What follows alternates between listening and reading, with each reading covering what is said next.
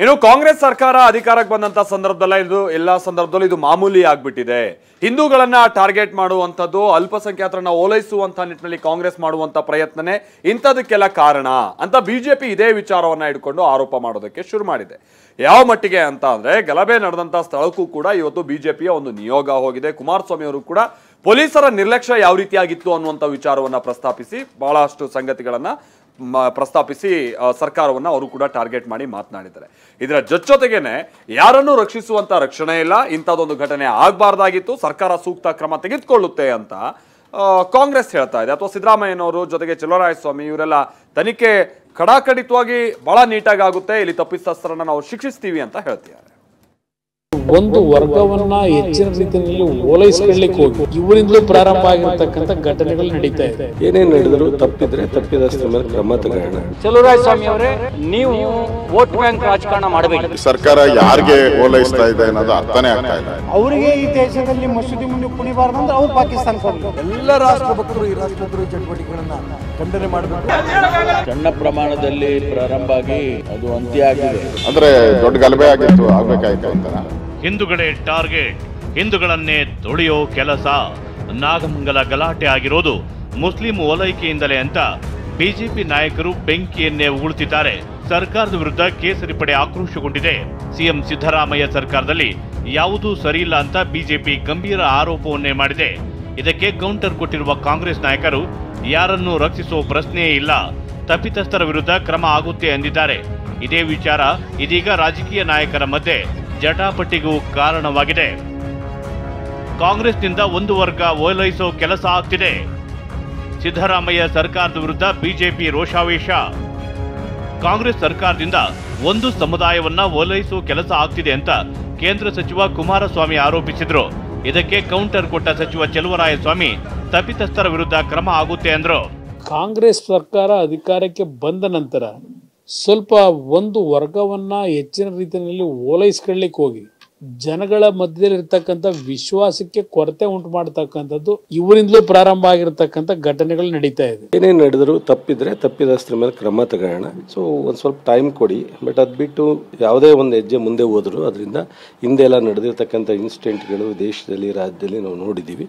ಎರಡೂ ವರ್ಗದ ಜನರಿಗೆ, ಮುಸ್ಲಿಮ್ಸ್ಗೆ ಮತ್ತು ನಮ್ಮ ಹಿಂದೂಗಳಿಗೆ ವಿನಂತಿ ಮಾಡಿದೆ. ಚಲುವರಾಯಸ್ವಾಮಿ ಅವರೇ, ನೀವು ವೋಟ್ ಬ್ಯಾಂಕ್ ರಾಜಕಾರಣ ಮಾಡಬೇಡಿ. ವೋಟ್ ಬ್ಯಾಂಕ್ ರಾಜಕಾರಣ ಬಿಟ್ಟು ನ್ಯಾಯದ ಪರವಾಗಿ ನಿಂತ್ಕೊಳ್ಳಿ. ಯಾವನ್ ದೌರ್ಜನ್ಯ ಮಾಡಿದಾನೆ ಅವನನ್ನ ಒದ್ದು ಒಳಗೆ ಹಾಕೋದಕ್ಕೆ ಬೇಕಾದಂಥ ಕ್ರಮವನ್ನು ಒಬ್ಬ ಜಿಲ್ಲಾ ಉಸ್ತುವಾರಿ ಸಚಿವರಾಗಿ ಕೈಗೊಳ್ಳಿ.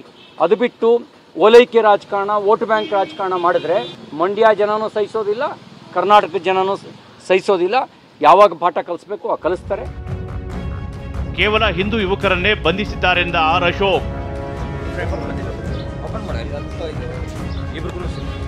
ಇನ್ನು ಗಲಾಟೆ ಮಾಡಿರೋರು ಅವರು, ಆದರೂ ಹಿಂದೂ ಯುವಕರನ್ನೇ ಹೆಚ್ಚಾಗಿ ಬಂಧಿಸಿದ್ದಾರೆ ಅಂತ ಆರ್ ಅಶೋಕ್ ಆರೋಪಿಸಿದ್ರು. ಇನ್ನು ಯತ್ನಾಳ್ ಅಂತೂ ಇದೇನ್ ಪಾಕಿಸ್ತಾನನ ಅಂದ್ರು. ಸರ್ಕಾರ ಯಾರಿಗೆ ಓಲೈಸ್ತಾ ಇದೆ ಅನ್ನೋದು ಅರ್ಥನೇ ಆಗ್ತಾ ಇಲ್ಲ. ಮತ್ತೆ ಈಗ ಬಂಧಿಸಿರೋದ್ರ ಅಂತಲೂ ನೋಡ್ತಾ ಇದ್ದೀರಿ, ಎಲ್ಲ ಹಿಂದೂಗಳನ್ನೇ ಜಾಸ್ತಿ ಬಂಧಿಸಿದ್ದಾರೆ. ಗಲಾಟೆ ಮಾಡಿದವರು ಅವರು, ಆದ್ರೆ ಬಂಧಿಸಿರೋದು ಹಿಂದೂಗಳನ್ನ ಬಂಧಿಸ್ತಾ ಇದ್ದಾರೆ. ಮಸೂತಿ ಮುಂದೆನೂ ಹೋಗ್ತೀವಿ, ನಾವು ಅಲ್ಲಿ ಕುಣಿತೀವಿ. ನಮ್ಮ ಹಕ್ಕಿದೆ ಈ ದೇಶದಲ್ಲಿ ಹಿಂದೂಗಳಿಗೆ. ಅವರಿಗೆ ಈ ದೇಶದಲ್ಲಿ ಮಸೂದಿ ಮುಂದೆ ಕುಣಿಬಾರ್ದು ಅಂದ್ರೆ ಅವ್ರು ಪಾಕಿಸ್ತಾನಕ್ಕೆ ಹೋಗ್ಲಿ. ಈ ಎಲ್ಲ ಇವತ್ತು ಬಾಂಗ್ಲಾ ಏನಾಗ್ತಾ ಇದೆ ಅಂತ ಒಂದು ವಾತಾವರಣ ಈ ದೇಶದಲ್ಲಿ ಕಾಂಗ್ರೆಸ್ ಸೃಷ್ಟಿ ಮಾಡ್ತಾ ಇದೆ. ಕರ್ನಾಟಕ ರಾಜ್ಯದಲ್ಲೂ ಕೂಡ ಇನ್ನೂ ಪಾಕಿಸ್ತಾನದ ಪರ ಇರೋಂಥ ಮನಸ್ಥಿತಿ ಇರೋಂಥ ಮುಸಲ್ಮಾನರು ಈ ಬದುಕು ಮಾಡ್ತಾ ಇದ್ದಾರೆ. ಇದನ್ನು ರಾಜ್ಯ ಸರ್ಕಾರವು ಗಂಭೀರವಾಗಿ ಪರಿಗಣನೆ ಮಾಡಬೇಕು.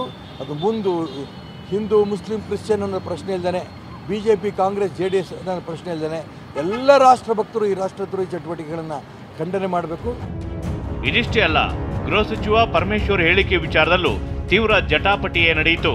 ಸಣ್ಣ ಪ್ರಮಾಣದಲ್ಲಿ ಆರಂಭವಾಗಿ ಅಂತ್ಯವಾಗಿದೆ, ದೊಡ್ಡ ಪ್ರಮಾಣದಲ್ಲಿ ನಡೆದಿಲ್ಲ ಅಂತ ಗೃಹ ಸಚಿವ ಡಾಕ್ಟರ್ ಜಿ ಪರಮೇಶ್ವರ್ ಹೇಳಿದ್ದಕ್ಕೆ ಬಿಜೆಪಿ ನಾಯಕರು ಕಿಡಿಕಾರಿದ್ರು. ಸಣ್ಣ ಪ್ರಮಾಣದಲ್ಲಿ ಪ್ರಾರಂಭ ಆಗಿ ಅದು ಅಂತ್ಯ ಆಗಿದೆ. ಪ್ರೊಸೆಷನ್ ಹೋಗುವಾಗ ಕಲ್ತೂರಾಟ ನಡೆದಿದೆ ಅಂತೇಳಿ ಅವರು ಒಬ್ಬರಿಗೊಬ್ಬರು ಸ್ವಲ್ಪ ಘರ್ಷಣೆ ಮಾಡ್ಕೊಂಡಿದ್ದಾರೆ. ಆಕಸ್ಮಿಕವಾಗಿ ಅಲ್ಲಿ ಪ್ರೊಸೆಷನ್ ಹೋಗುವಾಗ ಯಾರೋ ಕಲ್ಲು ಹಾಕಿದ್ರು ಅಂತ ರೆಸ್ಪಾಂಡ್ ಮಾಡೋದಕ್ಕೆ ಇವರು ಕಲ್ಲು ಹಾಕಿದ್ದಾರೆ. ಆ ರೀತಿ ಘರ್ಷಣೆ ಮಾಡ್ಕೊಂಡಿದ್ದಾರೆ. ಕೋಮುಗಲಭೆ ಅಂತ ಹೇಳೋದಕ್ಕೆ ಆಗೋದಿಲ್ಲ. ಇದನ್ನ ಇಮಿಡಿಯೇಟ್ ಆಗಿ ಸ್ಪರ್ ಆಫ್ ದಿ ಮೂಮೆಂಟ್ ಅಲ್ಲಿ ಆಗಿರುವಂತದ್ದು. ಅದಕ್ಕೆ ನಾವು ಹೆಚ್ಚು ಇದನ್ನ ಬೆಳೆಯೋದಕ್ಕೂ ಬಿಡೋದಿಲ್ಲ. ಗೃಹ ಮಂತ್ರಿಗಳಾಗಿದ್ದು ಸಣ್ಣ ಘಟನೆ ಅಂತ ಹೇಳಿದ್ರೆ ಅಂದ್ರೆ ಅವ್ರಿಗೆ ಅದರ ಅರ್ಥ ಏನಂಗಾರೆ, ಅಂದ್ರೆ ದೊಡ್ಡ ಗಲಭೆ ಆಗ್ಬೇಕಾಯ್ತು ಅಂತಾರ. ನಾಗಮಂಗಲಕ್ಕೆ ಆರ್ ಅಶೋಕ್ ನೇತೃತ್ವದ ನಿಯೋಗ ಭೇಟಿ. ಇನ್ನು ನಾಗಮಂಗಲಕ್ಕೆ ವಿಪಕ್ಷ ನಾಯಕ ಆರ್ ಅಶೋಕ್ ನೇತೃತ್ವದ ನಿಯೋಗ ಭೇಟಿ ನೀಡಿ ಪರಿಶೀಲನೆ ನಡೆಸಿತು. ಬಿಜೆಪಿ ರಾಜ್ಯಾಧ್ಯಕ್ಷ ವಿಜಯೇಂದ್ರ, ನಾರಾಯಣಸ್ವಾಮಿ ಸೇರಿದಂತೆ ಹಲವು ಬಿಜೆಪಿ ನಾಯಕರು ಘಟನಾ ಸ್ಥಳದಲ್ಲಿ ಪರಿಶೀಲನೆ ಮಾಡಿ ಪೊಲೀಸರಿಂದ ಮಾಹಿತಿ ಪಡೆದರು. ಒಟ್ಟಾರೆಯಾಗಿ ನಾಗಮಂಗಲದ ಗಲಭೆ ರಾಜಕೀಯ ನಾಯಕರ ಮಧ್ಯೆ ವಾಗ್ಯುದ್ಧಕ್ಕೂ ಕಾರಣವಾಗಿದೆ. ಮುಂದೆ ಅದ್ಯಾವ ಹಂತಕ್ಕೆ ಹೋಗುತ್ತೋ ಕಾದು ನೋಡಬೇಕಿದೆ. Bureau report, TV9